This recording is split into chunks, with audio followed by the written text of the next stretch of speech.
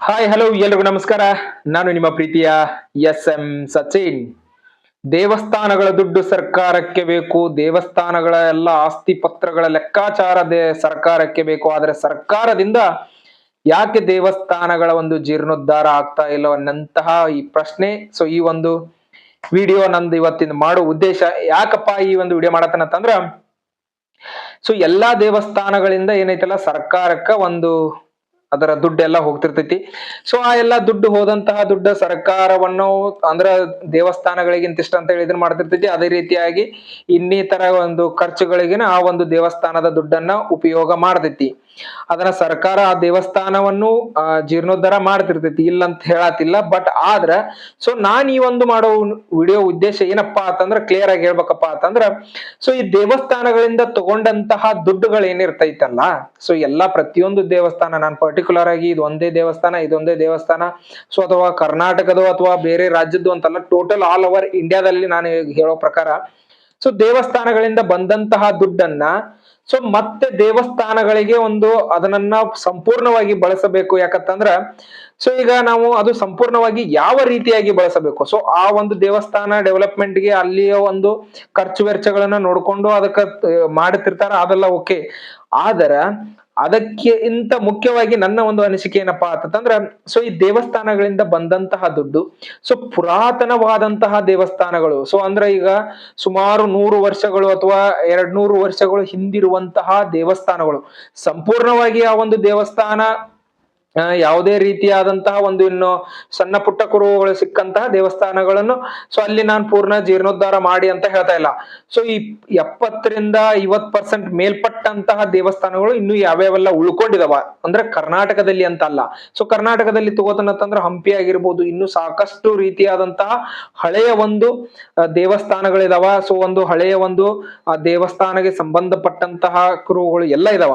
So ಇವನ್ನೆಲ್ಲ ತಗೊಂಡು ಏನ್ ಮಾಡ್ಬೇಕು, ಸೊ ನನ್ನ ಅನಿಸಿಕೆ ಪ್ರಕಾರ ಅಂತಂದ್ರೆ ಇವನ್ನೆಲ್ಲ ಅಂದ್ರೆ ಏನ ದೇವಸ್ಥಾನಗಳಿಂದ ಬಂದಂತಹ ದುಡ್ಡನ್ನ ಉಪಯೋಗ ಮಾಡಿಕೊಂಡು ಹಳೆಯ ಒಂದು ಪುರಾತನ ದೇವಸ್ಥಾನಗಳನ್ನು ಮರು ನಿರ್ಮಾಣ ಮಾಡಬೇಕು ಅಂತನ್ನೋ ಈ ಒಂದು ವಿಡಿಯೋ ಉದ್ದೇಶ. ಯಾಕೆ ನಾನು ಇಷ್ಟೊಂದು ಹೇಳತ್ತೇನಂತಂದ್ರ, ಸೊ ದುಡ್ಡು ಬರ್ದಿರ್ತೈತಿ, ಅದನ್ನ ಸರ್ಕಾರ ತಗೊಳ್ತಾರೋ, ಸರ್ಕಾರ ತಗೊಂಡು ಆ ಒಂದು ದುಡ್ಡದಿಂದ ಮತ್ತೊಂದು ಯಾವ್ದಕ್ಕೂ ಒಂದು ಕೆಲಸ ಕಾರ್ಯಗಳಿಗೂ ಅಥವಾ ಮತ್ತೊಂದು ಎಲ್ಲಿಗೂ ಯಾವುದಕ್ಕೂ ಒಂದು ಉಪಯೋಗ ಮಾಡ್ಕೋತಾ ಇರ್ತಾರಂತಂದ್ರೆ ನಾನು ಅದಕ್ಕಿಲ್ಲ ಇಲ್ಲ ಅಂತ ನಾತಿಲ್ಲ.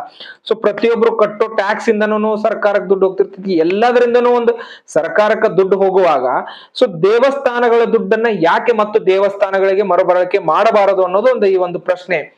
ಆ ರೀತಿಯಾಗಿ ಮಾಡ್ತಾ ಹೋದ್ರ, ಯಾಕಂತಂದ್ರೆ ಎಷ್ಟೋ ಒಂದು ದೇವಸ್ಥಾನಗಳನ್ನ ಅರ್ಧ ಕೆಡವಿ ಅರ್ಧ ಎಲ್ಲ ಹಾಳಾದ ಸ್ಥಿತಿಯಲ್ಲಿ ಇದಾವ. ಸೊ ಅದನ್ನ ಏನ್ ಮಾಡ್ಬೇಕು ಈಗ, ಯಾಕಂತಂದ್ರೆ ಟೆಕ್ನಾಲಜಿ ಬಾಳ ಅಂತಂದ್ರೆ ಬಾಳ ಮುಂದೆ ಹೋಗೈತಿ.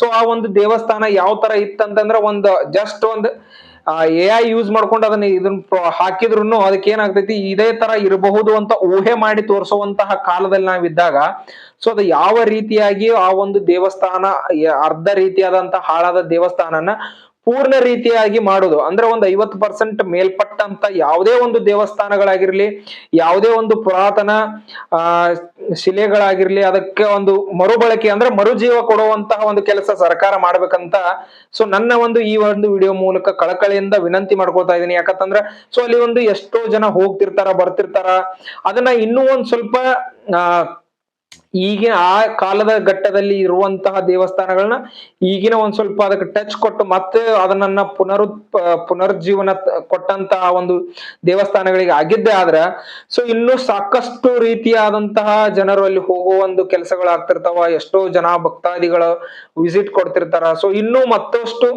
ಆಯಾ ಒಂದು ಕ್ಷೇತ್ರಗಳು ಮತ್ತೆ ಬೆಳಿತಿರ್ತಾವ ಅಂತ ನನ್ನ ಒಂದು ಅನಿಸಿಕೆ.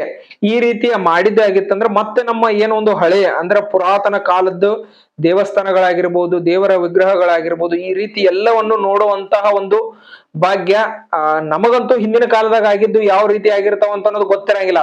ಬಟ್ ಅದನ್ನ ಆಗಿದ್ದು ಈ ಕೆಲವೊಂದು ಶಿಲ್ಪ ಕಲೆಗಳನ್ನ ಅಥವಾ ವಾಸ್ತುಶಿಲ್ಪಗಳನ್ನ ಮತ್ತ ಇನ್ನಿತರ ದೇವಸ್ಥಾನಗಳನ್ನ ಸೊ ಅಲ್ಲಿ ನಡೆದಿರುವಂತಹ ಒಂದು ವಿಶೇಷವಾಗಿ ಹೇಳೋದನ್ನ ಕೇಳಿದ್ರೆ ಈ ರೀತಿ ನಾವು ಈಗ ಇದ್ದಿದ್ರೆ ಅದನ್ನ ಆ ರೀತಿಯಾಗಿ ನೋಡ್ತಿದ್ವಲ್ಲ ಅನ್ನುವಂತಹ ಪ್ರಶ್ನೆಗಳು ಹುಡ್ತಿರ್ತಾವ, ಕಾಡ್ತಿರ್ತಾವ. ಈ ರೀತಿಯಾಗಿದ್ದನು ಯಾಕೆ ಈ ರೀತಿ ಎಲ್ಲ ಹಾಳು ಮಾಡಿದ್ರು, ಯಾಕೆ ಈ ರೀತಿ ಎಲ್ಲ ಹಾಳಾಗಕ್ಕ ಕಾರಣಗಳಾದವು, ಇಂಥವೆಲ್ಲ ಓದ್ತಾ ಹೋದ್ರೆ ಹಿಸ್ಟ್ರಿ ಬಾಳ ಐತೆ ಅದ್ರ ಬಗ್ಗೆ.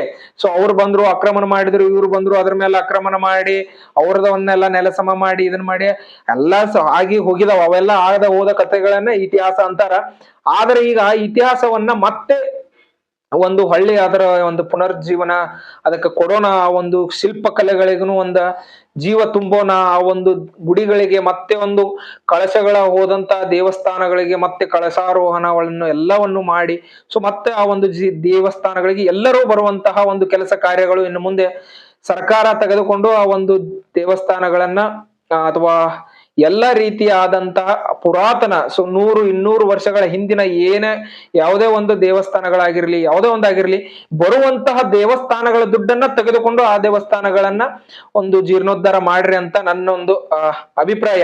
ಯಾಕಂತಂದ್ರೆ ನೀವು ಸರ್ಕಾರದಿಂದ ಅದಕ್ಕೆ ಪರ್ಟಿಕ್ಯುಲರ್ ಆಗಿ ಒಂದು ಫಂಡಿಂಗ್ ಮಾಡ್ತಿರೋ ಅಥವಾ ಒಂದು ಬಜೆಟ್ ಮಾಡ್ತಿರೋ ಅಂತ ನಾನೇನ್ ಕೇಳತ್ತಿಲ್ಲ. ಯಾಕಂತಂದ್ರೆ ಬಜೆಟ್ ಈ ದುಡ್ಡನ್ನ ತಗೊಂಡ್ರಿ ಅಂದ್ರೆ ಅದಕ್ಕೆ ಪರ್ಟಿಕ್ಯುಲರ್ ಆಗಿ ಒಂದು ಬಜೆಟ್ ಅಂತ ಆದ್ರೂ ಮಾಡ್ರಿ. ಯಾಕಂತಂದ್ರ ಹಳೆಯ ಪುರಾತನ ಕಾಲದ್ದು ಒಂದ್ ಸ್ವಲ್ಪ ಇನ್ ಮುಂದಿನ ಜನರೇಷನ್ ದವ್ರಿಗೂ ಉಳಿಲಿ.